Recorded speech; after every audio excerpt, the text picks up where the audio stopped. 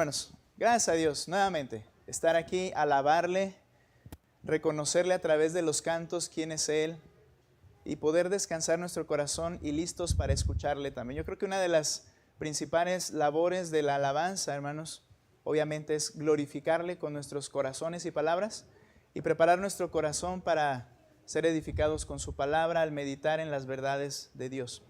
Vamos, por favor, acompáñenme a Apocalipsis capítulo 1. Vaya conmigo, por favor, a nuestro pasaje que estamos estudiando. Apocalipsis capítulo 1, por favor.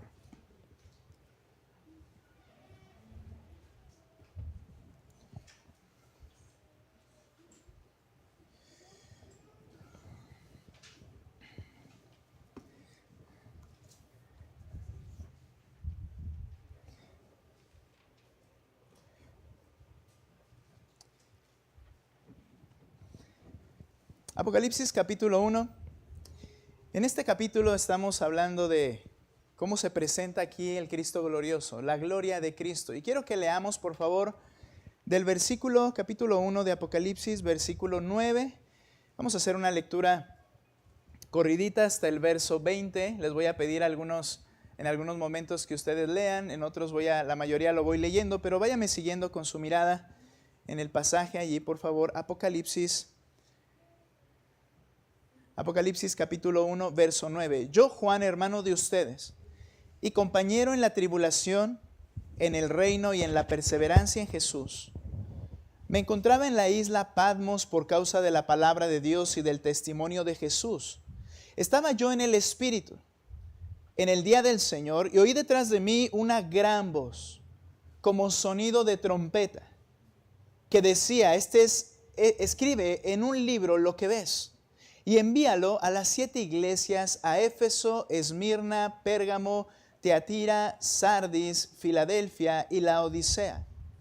Entonces me volví para ver de quién era la voz del que hablaba conmigo, y al volverme vi 7 candelabros de oro. Ayúdame a leer el verso 13 fuerte. ¿Qué dice, hermanos? En medio de los candelabros vi a uno semejante al Hijo del Hombre, vestido con una túnica que le llegaba hasta los pies y ceñido por el pecho con un cinto de oro. Su cabeza y sus cabellos eran blancos como la blanca lana, como la nieve. Sus ojos eran como una llama de fuego, sus pies se parecían al bronce bruñido cuando se le ha hecho refulgir en el horno, y su voz como el ruido de muchas aguas.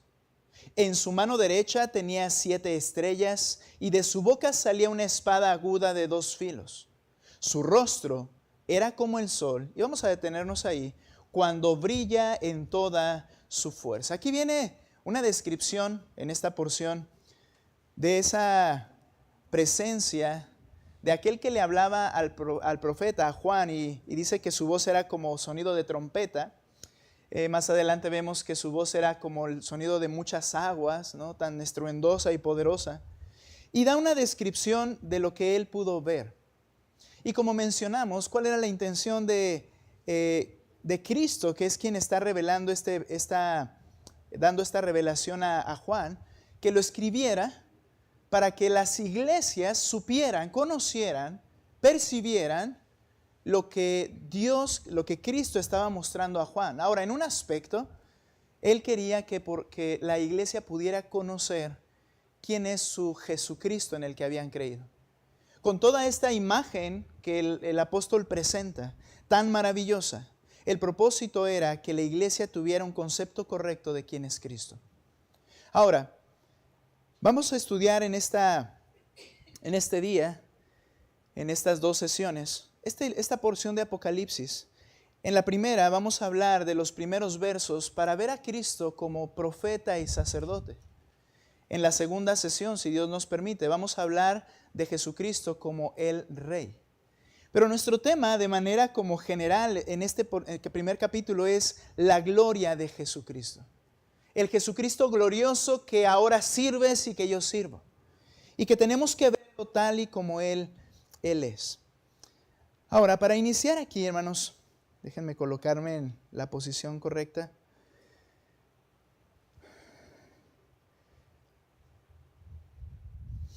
Bien, aquí vamos a iniciar entonces. Cristo es glorioso. Y en esta visión de la gloria de Cristo, se nos va a mostrar acerca del ministerio de Cristo a favor nuestro y del ministerio de Cristo en su estado glorioso ya. Y lo primero que quiero que veamos en este punto, hermanos, mira lo que dice por favor Apocalipsis capítulo 1, verso 13. Hablemos de Cristo como profeta y sacerdote, pero a manera de introducción quiero hablar de un término que leíste allí. Mira el 13. En medio de los candelabros vi a uno semejante que dice al Hijo del Hombre.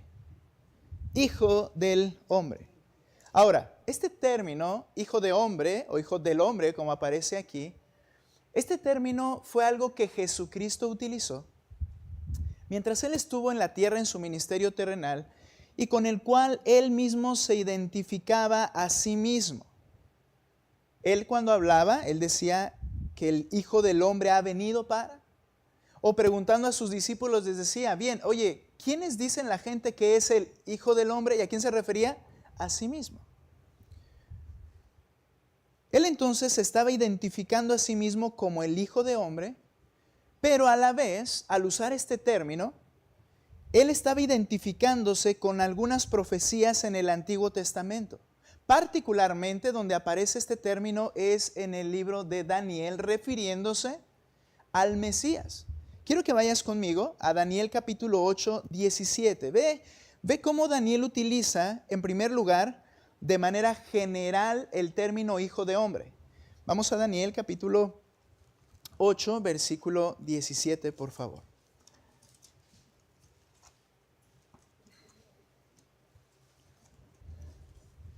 Ocho, 17. Siempre es bueno, creo yo, tener tu Biblia con hojas y poder hacer el esfuerzo de buscar para poder tener más práctica en encontrar también pasajes importantes, hermanos. Y mira lo que dice Daniel capítulo 8, verso 17.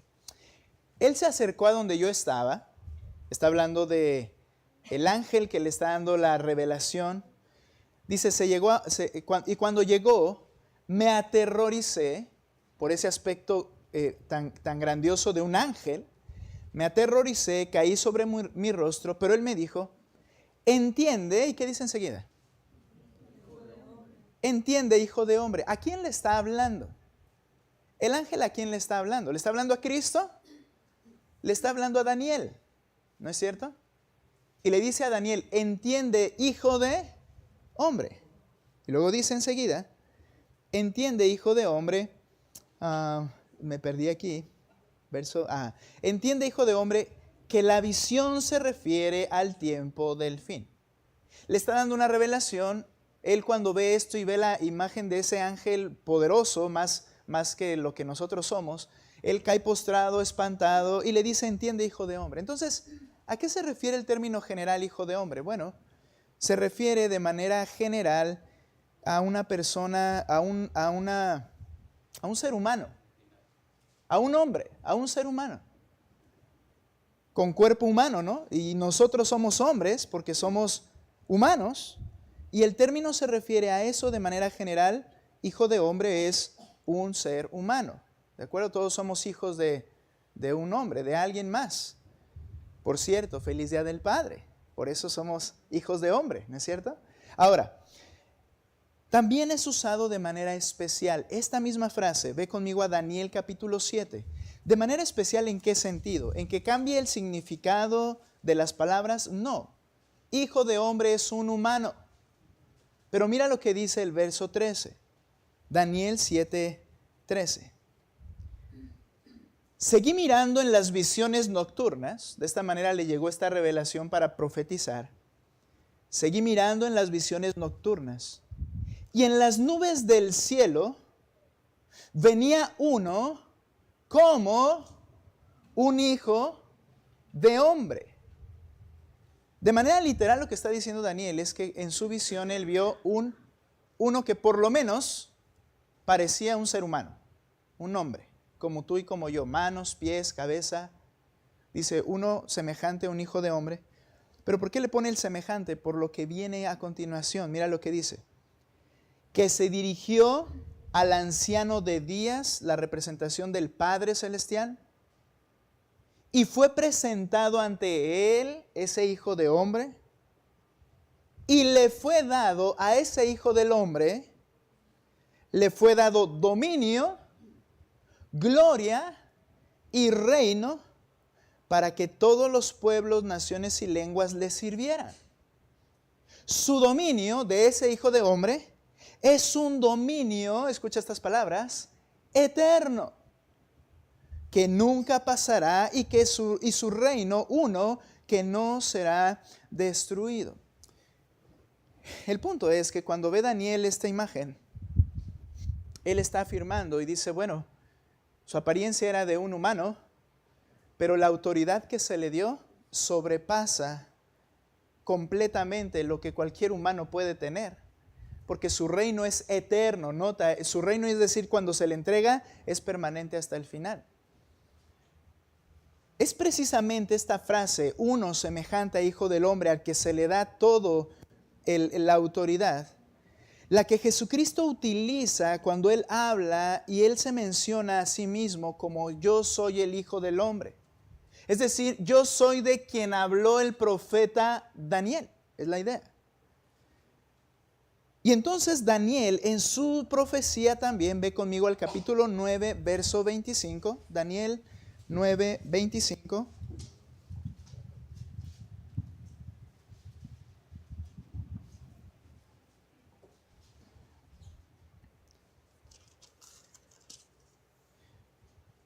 Muy bien, sigue la revelación, continúa aumentando la revelación para el mensaje de Daniel, y mira lo que dice el verso 25. Has de saber y entender que desde la salida de la orden para restaurar y reconstruir a Jerusalén, habla del momento en que salen de Babilonia y Darío, el rey, si estoy bien, ya me estoy cambiando, Darío y Ciro, pero el rey del imperio les da libertad a los judíos de regresar y volver a reedificar su templo, ¿no? Esa es la idea, desde la orden de la salida, noten lo que dice, para restaurar y reconstruir a Jerusalén hasta el Mesías príncipe. Ahora utiliza un término que se vincula con Hijo de Hombre y dice el Mesías, que significa Mesaya o Mesía en el hebreo, que es ungido, el ungido. Hasta el ungido príncipe habrá 7 semanas y 62 semanas. Volverá a ser edificada con plaza y foso, pero en tiempos de angustia. Después de las 62 semanas, nota, el Mesías, el ungido, será muerto y no tendrá nada, y el pueblo del príncipe que ha de venir destruirá la ciudad y el santuario. Su fin vendrá con inundación, hasta el fin habrá guerra, las desolaciones están determinadas.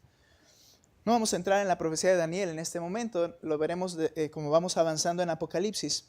Pero el punto aquí es que este término utilizado por Daniel del Hijo del Hombre se relaciona con este término hebreo, Masiá o Mesías, que en el tiempo de Jesús en lengua griega era Cristo. Mesías, ungido, Cristo en griego, que significa el Mesías o el ungido. Los diccionarios nos dicen que, en primer lugar, Mesías se refiere a alguien que han ungido con aceite, simbolizando la unción del Espíritu Santo para tareas específicas. Y había 3 personajes particulares que eran ungidos y podían ser llamados el ungido de Dios. Uno de ellos es el sumo sacerdote. El sumo sacerdote, que era el encargado de ministrar delante de Dios a favor del pueblo, tenía que ser ungido. El sumo sacerdote era llamado el ungido de Dios. También algunos profetas eran ungidos y eran llamados los hombres de Dios o los ungidos de Dios. Y el último personaje o labor que el que la regía o la llevaba a cabo tenía que ser ungido era el de rey. El rey debía ser ungido también y era llamado el ungido de Jehová. ¿Recuerdas a David cuando no quiso matar a Saúl? Y dijo, no voy a levantar mi mano contra el ungido, Mesías de Jehová, en ese sentido. Ahora, un poquito de datos, entonces préstame atención. Después del pacto de Dios con David, cuando le promete que de él se levantaría un hijo suyo para reinar eternamente, ¿recuerdas? Y que su reino no tendría fin, similar a lo que Daniel capítulo que vimos ahorita 7 dice. Cuando viene esa promesa a David, ese pacto con David, a partir de allí, entonces la idea de Mesías se centró específicamente en ese príncipe que vendría para reinar el pueblo del Señor. Entonces el ungido quedaba un poco de lado sacerdotes o profetas y se refería al ungido al rey que vendría en lugar de David. El punto aquí, hermanos, es que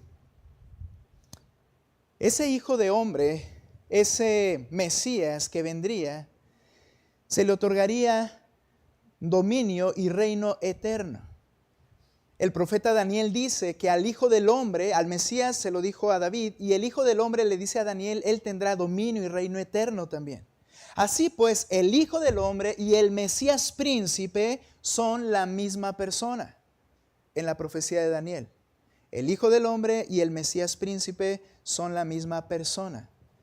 Esto era lo que podían entender los judíos. ¿Qué hizo Cristo? Bueno, el Hijo de Dios, ¿qué hizo? Tomó forma humana.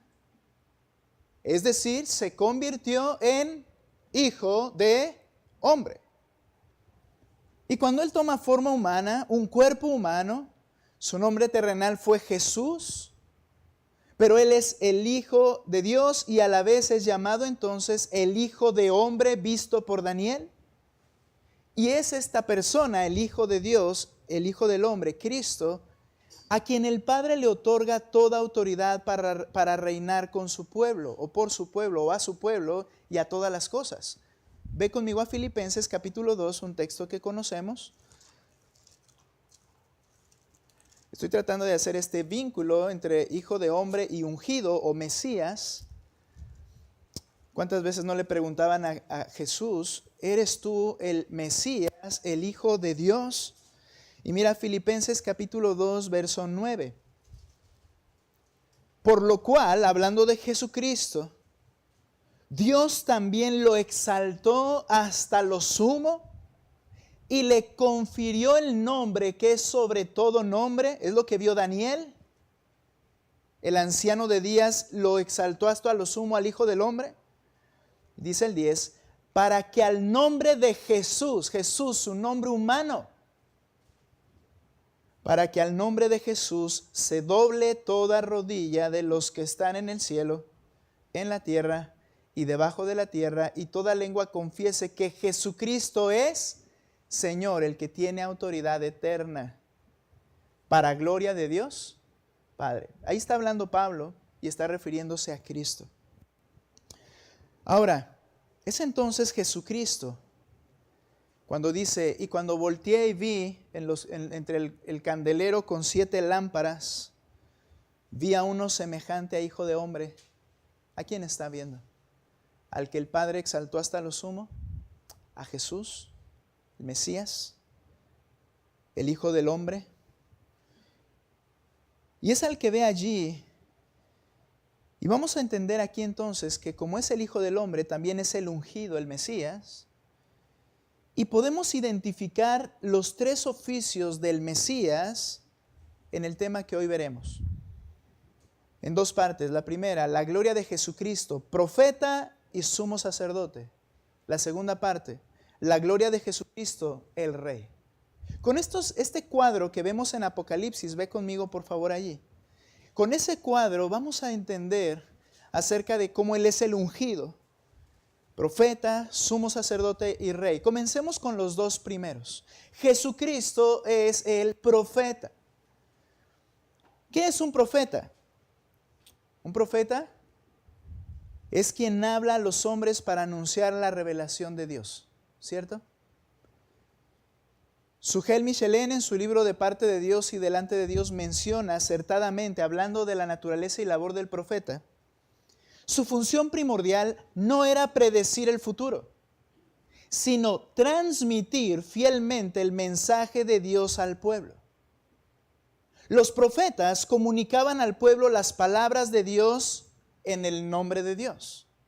¿Y cómo vemos a Jesucristo en Apocalipsis 1 como el profeta de Dios. Mira lo que dice el capítulo 1, verso 1. La revelación de Jesucristo, esto implica de quién proviene y también implica de a quién se refiere. Entonces, como profeta, la revelación proviene de Jesucristo, pero mira, que Dios le dio, el profeta es el que trae el mensaje de Dios y lo anuncia. Dios le dio a Cristo esta profecía o esta revelación y Él la entrega, mira lo que sigue diciendo, para mostrar a sus siervos las cosas que deben suceder pronto. Él, Jesucristo, la dio a conocer enviándola por medio de su ángel a su siervo Juan. Y como ya hemos hablado brevemente, ¿quién es el primero que está hablando aquí? No un ángel, sino está hablando Cristo mismo. Más adelante un anciano representante de uno de los representantes que están delante del trono del Señor habla a Juan. Y más adelante un ángel habla a Juan. Pero la revelación proviene de Jesucristo. Como profeta, Él es el que está dando la revelación. Pero no solamente eso, sino algo que mencionábamos y es tan interesante, que a su vez esa revelación también es del mismo Cristo. Apocalipsis ve la gloria de Cristo y su triunfo sobre sus enemigos. Eso es la revelación, este libro llamado Apocalipsis. Aquí vemos afirmar a Juan que esta revelación de Jesucristo que Dios le dio.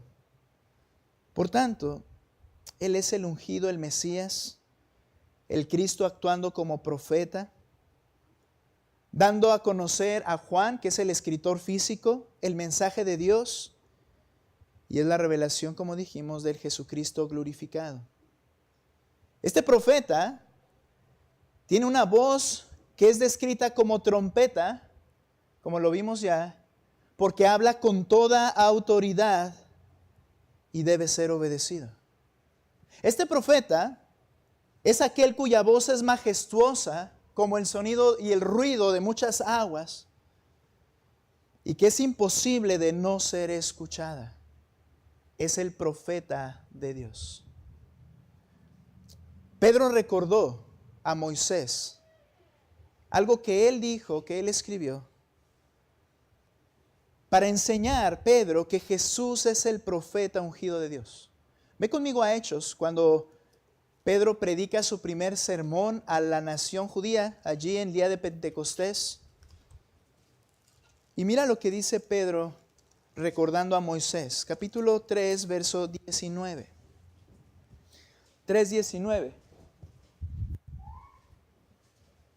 Por tanto, arrepiéntanse, conviértanse, le dice a la gente, para que sus pecados sean borrados, a fin de que tiempos de alivio vengan de la presencia del Señor. Y Él envíe a Jesús, el Cristo. ¿Qué significa eso? Mesías, ungido, designado de antemano para ustedes. Hablando de ese Mesías, mira el 21, por favor. Los que tengan Nueva Biblia de las Américas, léanlo fuerte, por favor, para entender este texto. ¿Qué dice, hermanos? Fuerte.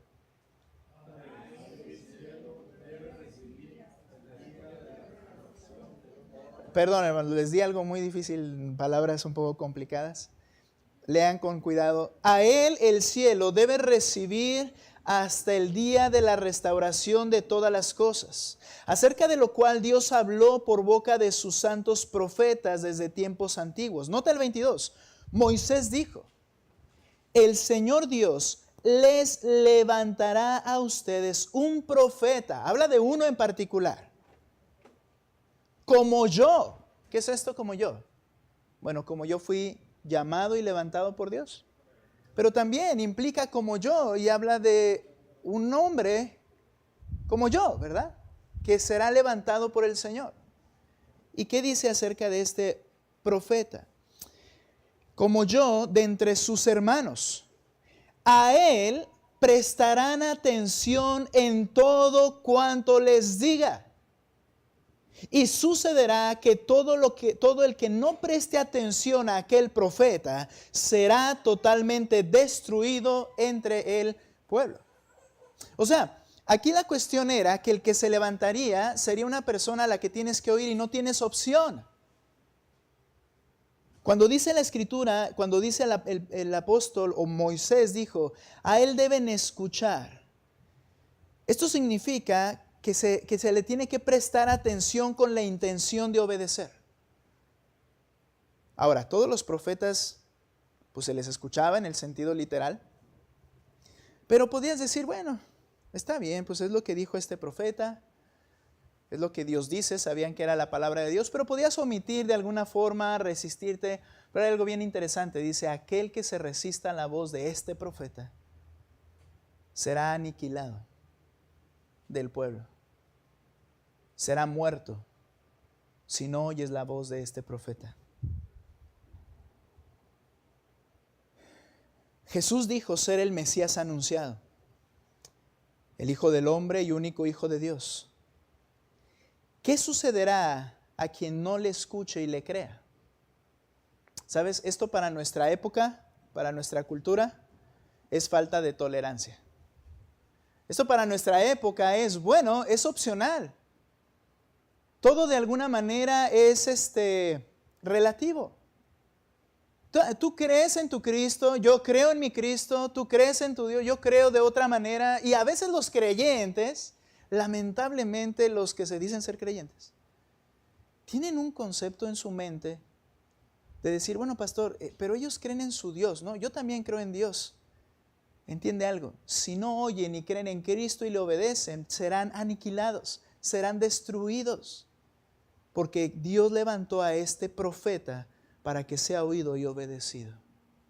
Solo en Cristo hay salvación, no hay otra forma, no la hay. No hay otra manera de ser salvo. El Padre quiso poner en Él el único camino. Él afirmó en Juan 8:23, leo lo siguiente, préstame atención con este texto. Jesús les decía, ustedes son de abajo, yo soy de arriba. Ustedes son de este mundo, yo no soy de este mundo. Ningún profeta ni ningún buen hombre a lo largo de la historia se ha atrevido a decir, yo no soy de este mundo, yo soy del cielo, literalmente. Salvo los locos césares que decían que eran un dios, pero ellos entendían en su cultura griega que los dioses eran hombres con ciertos poderes y era una mezcla entre humanidad y divinidad. Pero cuando Cristo dice esto, ¿Él era un loco o Él era el verdadero? Porque Él está hablando de algo que nadie había hablado y que nadie se atrevería a afirmar. Yo no soy como ustedes. Ningún ser humano, Mahoma, Buda, Zoroastro, el que tú quieras, que son personas consideradas como sublimes, se han atrevido a decir, yo soy de arriba, yo no soy como ustedes. No, nadie. Y de hecho están sus tumbas y las puedes ir a visitar si un día tienes chance de viajar por allá. Eran humanos, eran de abajo. Y Cristo les dice, yo no soy de este mundo. Y nota lo siguiente, sumamente importante de ser oído. Por eso les dije, Juan 8:23 al 25, por eso les dije que morirán en sus pecados. Porque si no creen que yo soy, morirán en sus pecados. Es decir, si no crees que yo soy el que digo ser, que viene de arriba, el Hijo de Dios, el único, y no lo crees, vas a perecer en tus pecados. No tienes opción. El mundo no tiene opción. Bueno, pastor, sí pueden escoger no seguir a Cristo. Sí, lo entiendo. Pero esa no es una opción para vida. No hay opción. Y luego les dice, le preguntan al Señor, si no creen que yo soy, y le preguntaron, ¿tú quién eres? Mismo verso siguiente verso. ¿Tú quién eres? Le preguntaron. Jesús les contestó, ¿qué les he estado diciendo desde el principio? ¿Qué les dijo desde el principio? Si tú vas a Juan capítulo 5, les dice, yo y mi Padre uno somos. Tomaron piedras y le dice el Señor, bueno, ¿y por qué me vas a apedrear? Porque siendo hombre te haces Dios. Desde el principio se los dije, yo soy Dios. Sí, de verdad, o era un loco o es Dios. Pero si no crees quien Él dice ser, ¿qué es? morirás en tus pecados. ¿Cuál es el Cristo en el cual tú dices que crees? ¿Quién es ese Cristo? ¿Cuál es su característica? ¿Es tan santo como este? ¿O es tan igual a ti como los que el mundo se fabrica? En Mateo 16 el Señor hizo una pregunta a sus discípulos y es una pregunta que requería ser respondida y es una pregunta que requiere ser respondida en esta mañana por ti. Mira lo que dice Mateo capítulo 16. La fama se había corrido, las personas oían decir que Él era el ungido, el Mesías. Y entonces Él en forma privada les dice a sus discípulos en Mateo 16, 13, cuando llegó Jesús a la región de Cesarea de Filipo, preguntó a sus discípulos, ¿quién dicen los hombres que es el Hijo del Hombre? Nuevamente, ¿quién dicen los hombres que es el Hijo del Hombre? Y ellos respondieron, unos Juan el Bautista, es decir, otro humano. Otros Elías, otro humano. Fue Elías otro humano. Pero otros Jeremías, otro humano, o alguno de los profetas, otro humano. Grandes siervos del Señor, pero simplemente hasta ahí. Humanos. ¿Y ustedes quién dicen que soy yo? Les preguntó Jesús. Y esta es la pregunta que te hago hoy. ¿Y quién dices tú que Él es? Sabes, tu forma de vida habla de quién tú crees que Él es. Tus preferencias hablan de quién tú crees que Él es. Las cosas que ves, que escuchas, hablan de quién tú crees que Él es. Simón respondió, ¿tú eres el Cristo?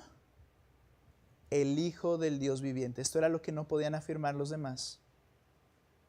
Podían decir que era el ungido, pero al fin el ungido sería un humano como los demás. No, el Hijo del Dios viviente. Entonces Jesús le dijo, bienaventurado eres Simón, hijo de Jonás, porque esto no te lo reveló carne ni sangre, sino mi Padre que está en los cielos. Cuando una persona llega al Evangelio y puede entender su pecaminosidad, pero ver a Cristo cual grande es, como el Hijo de Dios, esta es obra única de Dios, del Padre, del Espíritu Santo, convenciendo. Cuando la persona escucha el Evangelio y lo afirma, pero Cristo no es exaltado en su mente, no puede ser salvo.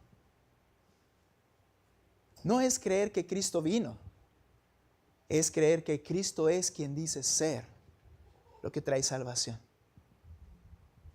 Y muchas personas no llegan a entender quién es el Cristo al que se supone se están acercando.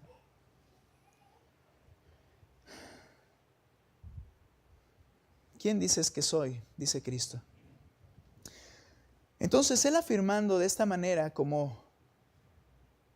es afirmado de esta forma como profeta. Al presentarse delante de la congregación, en este pasaje que estamos viendo en Apocalipsis capítulo 1, ante las iglesias, Él se está presentando como el profeta que debe ser obedecido y escuchado y obedecido. Las iglesias debían entender que Cristo no era quizá lo que estaban pensando, sino el glorificado. Vemos a Jesucristo como profeta, pero ahora específicamente en los textos que estamos analizando, vemos a Jesucristo como el sumo sacerdote. Regresa conmigo a Apocalipsis, capítulo 1, verso 13.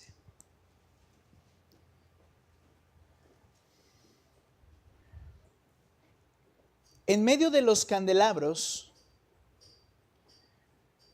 vi a uno semejante al Hijo del Hombre. Nuevamente, ¿recuerdas el ungido? El que vio Daniel. Cristo tomando un cuerpo humano, realmente humano. ¿Alguna nota aquí? Jamás he querido decir, por si lo dije mal, que Elías, Jeremías, alguno de los profetas, Juan el Bautista, eran simplemente humanos. Y decir que cuando digo que Cristo era más que eso, no quiere decir que no era humano. Él tenía un cuerpo completamente humano, al grado que murió y durante 3 días estuvo sepultado. Pero a la vez, lo que mi mente no puede comprender es que era Dios reteniendo todo su poder para no actuar con todo su poder en el momento en que Él vino.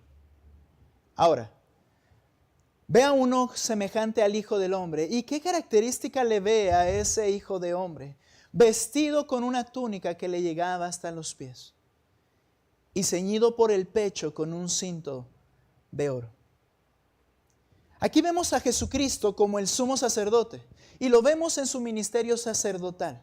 Esta vestimenta es un cuadro especial y hace referencia a cómo Dios mandó vestir al sumo sacerdote Aarón.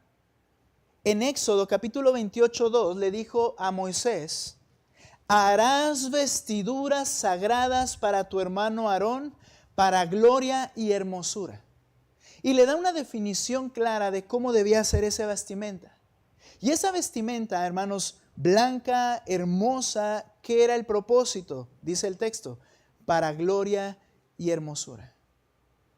Cuando Juan, como profeta quiero decir, ve a Cristo con esta vestidura larga y un cinto de oro.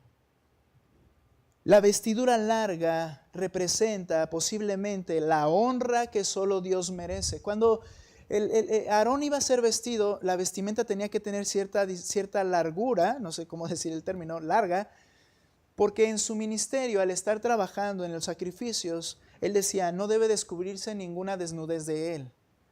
Y esto es porque Dios es digno de toda honra. Y tenía que tener ese cuidado, ¿no? No queremos pensar y decir que acá a Cristo no se le debían ver los tobillos. El punto es lo que está representando. Estás viendo al sumo sacerdote en el cielo, Cristo. Su vestimenta larga, reflejando esa honra de Dios.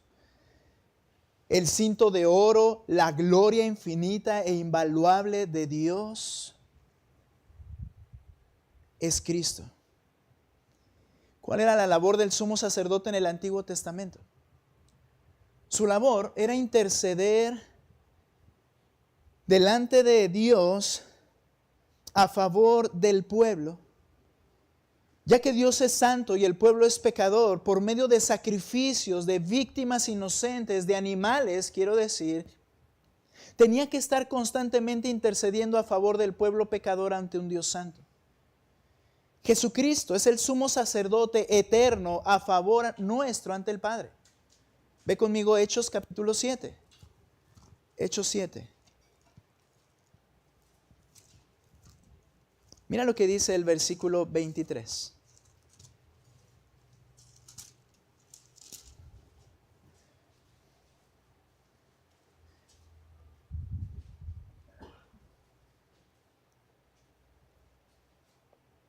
Permítame. Ok, me equivoqué. Hebreos, por favor.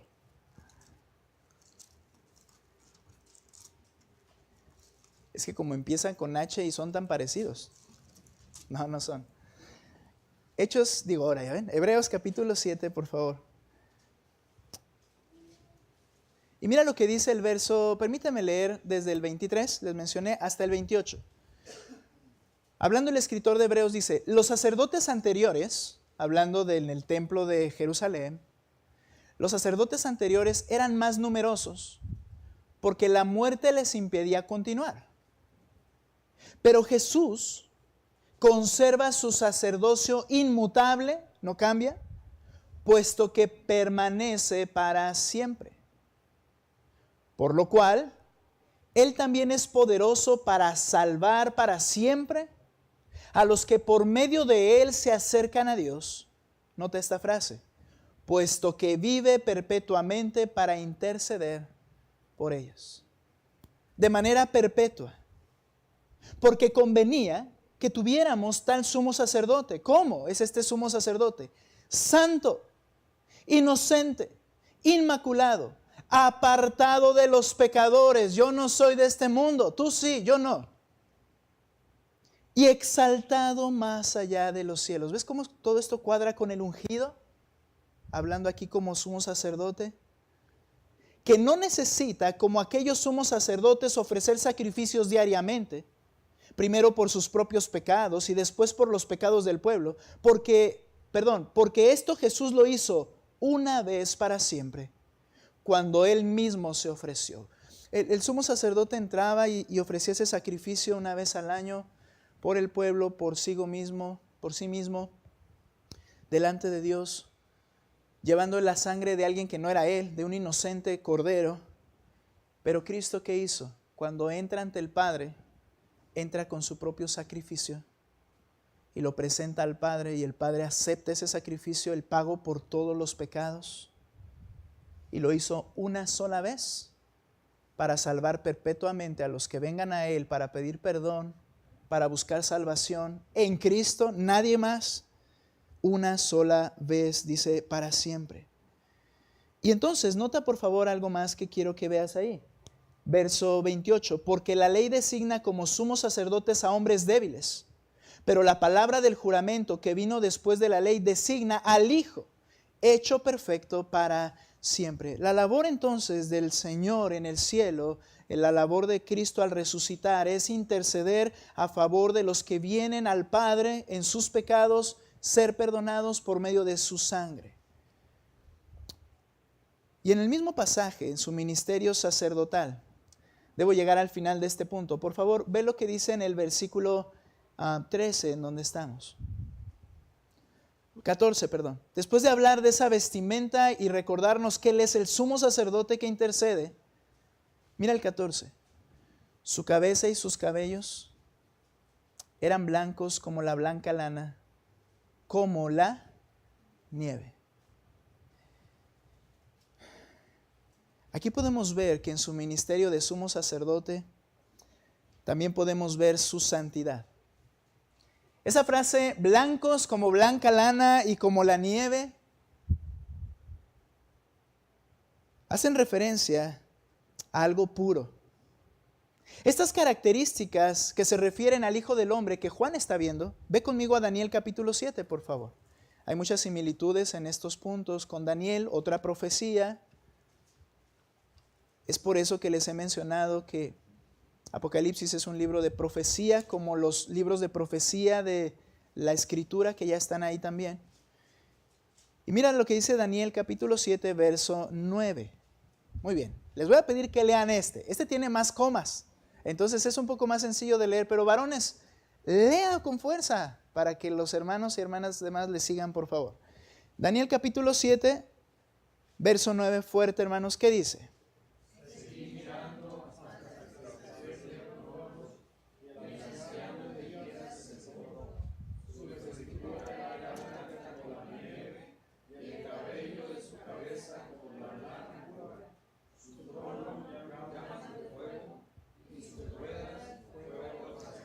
Ve conmigo a Daniel 10, está hablando del anciano de días, del Padre, de Dios, Dios Padre.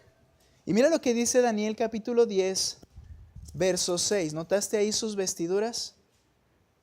10:6. Su cuerpo era como de berilo, su rostro tenía la apariencia de un relámpago. Nota estas características, por favor, guárdalas en tu mente. Sus ojos eran como antorchas de fuego, sus brazos y sus pies como el brillo del bronce bruñido, y el sonido de sus palabras como el estruendo de una multitud. Y cuando está refiriendo aquí a esta apariencia, la Escritura nos está hablando de ese anciano de días. Pero al que ve Juan no es al anciano de días, sino al que ve es al Hijo del Hombre, a Jesucristo, que tiene de manera similar su cabello, su cabeza blanca como la nieve. ¿Qué está diciendo acá? En Daniel se refiere a la gloria de las características del Padre, pero acá habla de Cristo. La blanca lana y la nieve son figuras que representan la pureza y santidad. En Isaías 1:18, el profeta les dijo al pueblo lo siguiente: vengan ahora y razonemos, dice Dios, dice el Señor. Aunque sus pecados sean como la grana, como la nieve serán emblanquecidos. Aunque sean rojos como el carmesí, vendrán como blanca lana, quedarán, dice el texto. Santidad. Hermanos, Jesucristo es nuestro sumo sacerdote ante el Padre, intercede por nosotros. Salud, intercede por nosotros, pero aquí hay algo que es muy importante, hermanos. Pero Él no tolera el pecado. ¿Sabes que existe una idea un poco pervertida de pensar, bueno, si Él intercede por mis pecados, si Él me comprende, quizá eso implique que para Él mis pecados sean más tolerables que para el Dios del Antiguo Testamento, que era fuego y azufre y fuego consumidor. No. Él también es blanco y puro. Él no tolera tus pecados. De hecho, Él sufrió los horrores del infierno por los pecados al momento de la cruz. Y Él no se agrada con el pecado. Cuando Juan escribe esto a las iglesias tenían que elevar su concepto de Cristo. No es el bonachón. ¿Por qué? Dice la Escritura, Él no se entiende, pastor. Él es completamente santo y puro como el Padre es santo y puro. Misma característica, blanco como la nieve. Entendemos la pureza de Cristo, aunque es nuestro intercesor. Él no está delante del Padre como intercesor y diciendo, uy, ahí mi hijo acaba de mentir, acaba de robar, hizo algo que no está bien. Padre, no te preocupes, mira lo que hizo. Y como que Él está argumentando, eso que hizo es ligero, no pasa nada, Padre. Padre, no le hagas... No, ¿cómo es que intercede? Presenta su sangre y su sufrimiento al Padre y Él sabe, obviamente no es que sea necesario hacerlo todo el tiempo, sino que Él está allí recordando que es por su muerte que tú ya no corres peligro. No que tu pecado sea mínimo, sino que ya no corres peligro porque Él ya lo pagó en tu lugar.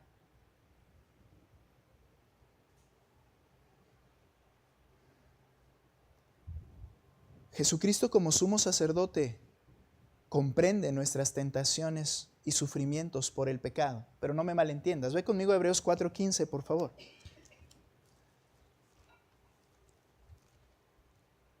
Mira lo que la palabra de Dios enseña. Hay que tener un entendimiento balanceado, correcto de lo que Él está diciendo. Hebreos capítulo 4, verso 15. Mira, qué hermosas palabras de aliento. Porque no tenemos un sumo sacerdote, escucha, que no pueda compadecerse de nuestras flaquezas. ¿Y esto habla de qué? De que somos débiles. Que no pueda compadecerse de nuestras flaquezas, sino uno que ha sido tentado en todo como nosotros, pero sin pecado. Y luego dice el 16, por tanto, acércate con confianza al trono de la gracia para recibir gracia y misericordia y hallaremos gracia para la ayuda oportuna. Somos frágiles, débiles. Necesito la fuerza para vencer mi pecado. Y Él lo entiende porque Él se limitó a sí mismo, pero aún así Él pudo vencer. Y Él entonces ahora nos capacita con gracia. Todo eso está bien. Él comprende tu condición, Él comprende mi condición. Pero eso no quiere decir que comprenda nuestros pecados. El pecado es irracional. No hay razón para pecar. El pecado es un acto sin sentido en el que volteas contra Dios y le escupes la cara. No tiene sentido. El pecado es un acto que va directamente en contra de la voluntad santa de Dios y por la cual, como dije, el Hijo sufrió el horror de la ira de Dios. Él comprende tu flaqueza y limitación, pero no pienses que Él entiende mi pecado y por tanto lo tolera o lo soporta o lo aplaude. Él quiere que seas santo como Él es santo. Él quiere que dejes de pecar y que yo deje de pecar. Es irracional lo que hacemos. La diferencia es que antes no teníamos la capacidad de luchar contra esa naturaleza. La diferencia es que ahora, si eres hijo de Dios, tienes el Espíritu Santo y la gracia que te capacita para hacerlo. Pero no pienses que Él va a comprender tu pecado. ¿Ahora me entiendes? Comprende tu flaqueza, pero no tolera tu pecado.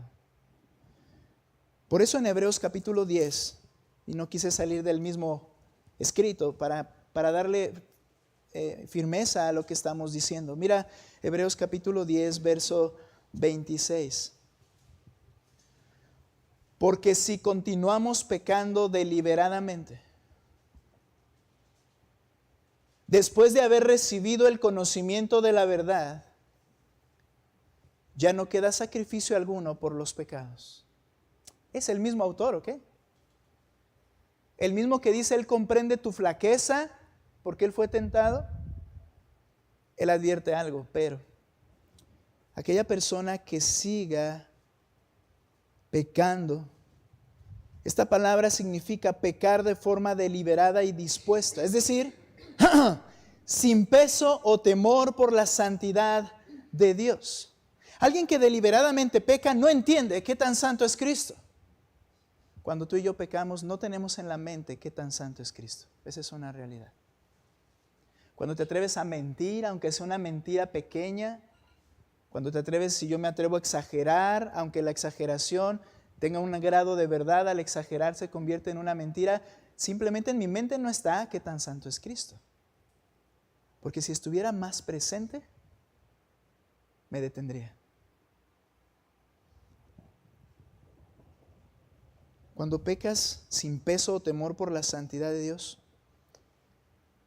Luego dice algo interesante, después de haber recibido el conocimiento de la verdad. Esto significa que esa persona es consciente de lo que Dios demanda.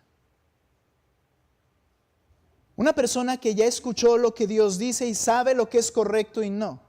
No necesitas que se te descubra. Si tú ya adquiriste el conocimiento de eso, sabes que eso no le agrada a Dios.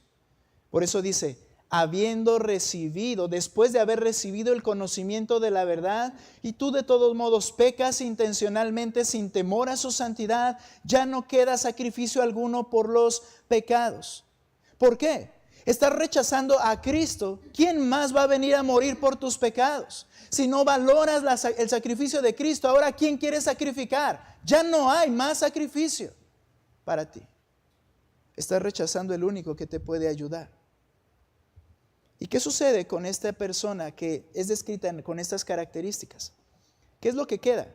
Ya no hay más sacrificio, sino cierta horrenda expectación de juicio y de furia, de un fuego que ha de consumir a los adversarios.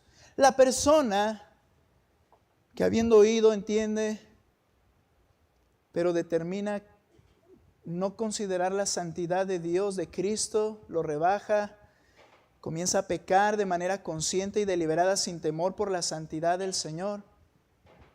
Y haciendo esto no tiene un peso en su corazón. Dice el texto, lo que sucede es que lo único que queda es castigo contra los adversarios. Solo hay dos bandos en este asunto. Solo hay dos bandos en esta guerra. O eres hijo de Dios o eres adversario de Dios. No hay otro bando. No hay un bando intermedio. No hay un bando en el cual el hijo es adversario, los creyentes son incrédulos. No hay ese punto intermedio. O eres hijo de Dios o eres un adversario. ¿Y qué espera a quienes tienen esta vida de forma práctica? Solo queda fuego, ira, juicio. Eso se oye horrible. Solamente vete unos capítulos atrás. Hablaba de Cristo, el que te entiende tu flaqueza. Pero Él no tolera el pecado. Y Él tiene que castigar el pecado. Y Él va a juzgar el pecado. Y esto tienes que hacer que temas por lo que estás haciendo. Porque Él es santo, su cabeza es blanca.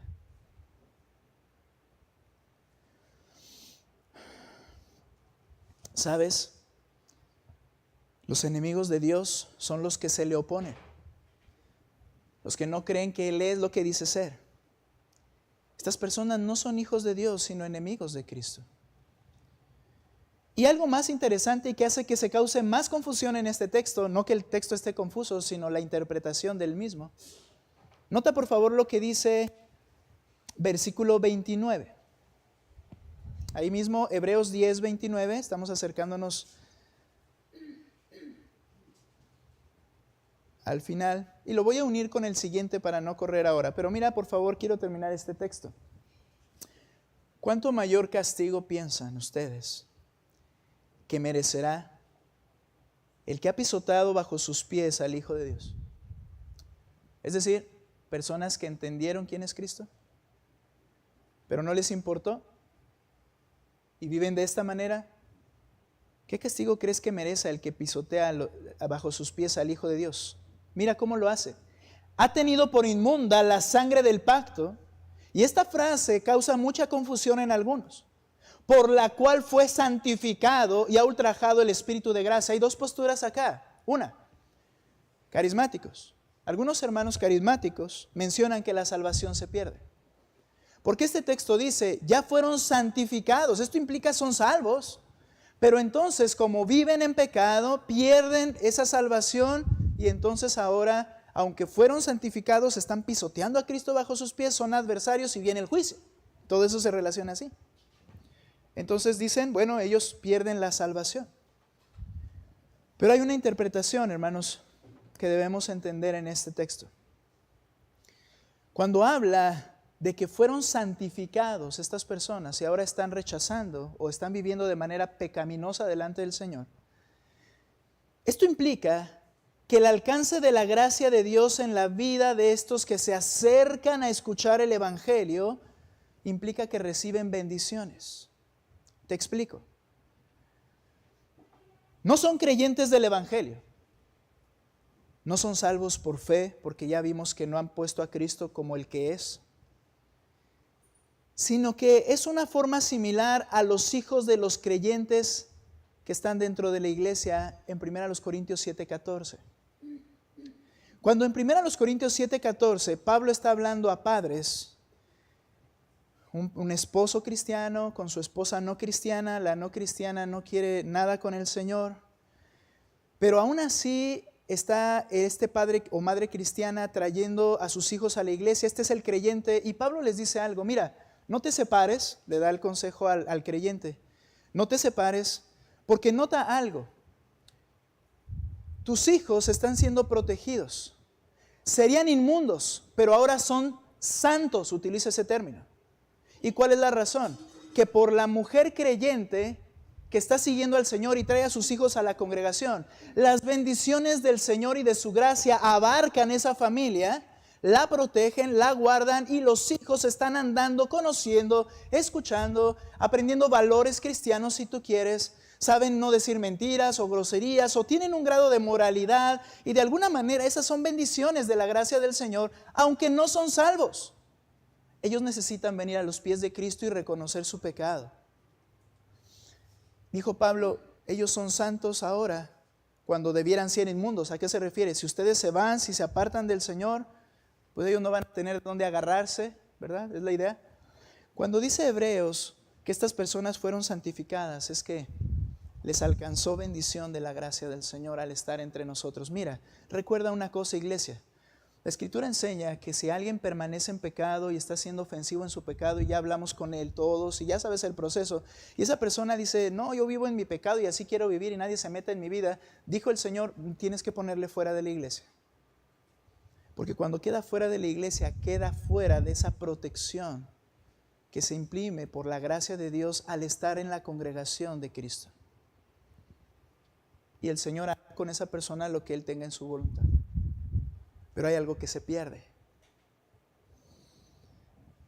Hay personas que al acercarse y escuchar, hay bendición, hay cambios, incluso se ven más felices, incluso se ven gozosos, incluso se pueden ver que están tomando decisiones más cristianas, están abandonando prácticas pecaminosas que los consumían y ahora se ven como que están regenerándose. Pero esas partes externas no es lo que hay en el corazón. Llega un momento en que deciden no seguir lo que el Señor está diciendo, pisotear lo que Él está diciendo y vivir en pecado, como estamos leyendo en Hebreos. Y es ahí donde aplica este punto, de que eran santificados y ahora han rechazado a Cristo. No es que se pierda la salvación. Y sabes, debo terminar ya. En la siguiente sesión vamos a tomar desde este punto para decir que esta es una teología muy atractiva que se promueve en muchas iglesias. Cristo, ya no estamos bajo la ley sino bajo la gracia. Comamos y bebamos porque mañana vamos a morir. Haz lo que quieras con tu cuerpo, haz lo que quieras en tu vida, haz lo que quieras en todo lo que Cristo ya te salvó, vas al cielo, no pasa absolutamente nada. Ese pastor es un poco legalista, es payasón. Esa teología es muy atractiva. y lo vamos a ver en Pedro en la siguiente sesión. Hermanos, ¿cuál es la imagen de Cristo que tienes? Es ese profeta que debe ser obedecido porque su voz es con autoridad. Es ese sumo sacerdote que intercede por el pecado por medio de su sangre, pero que no tolera el pecado y que nos llama a ser santos como Él es santo. ¿Cuál es el Cristo que está en tu mente? Vamos a ponernos en pie y oramos, por favor, para terminar.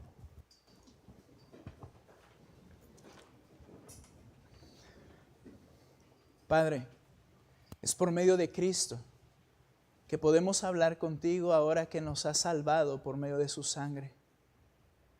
Podemos hablar con el Creador de todas las cosas. Y no es hacernos la idea de que lo hacemos, sino porque tú lo dijiste y tú no mientes, sabemos que tú nos escuchas. Obra en tu iglesia, obra en los asistentes en este día. Toca los corazones nuestros y llévanos, condúcenos a un examen honesto de quiénes somos y a un examen honesto de en quién hemos creído. Tú eres santo, tú eres perfecto, tú no convives con el pecado. Tú, Señor, nos amas como Padre y tú, Señor, obras en nuestra vida para nuestra santificación.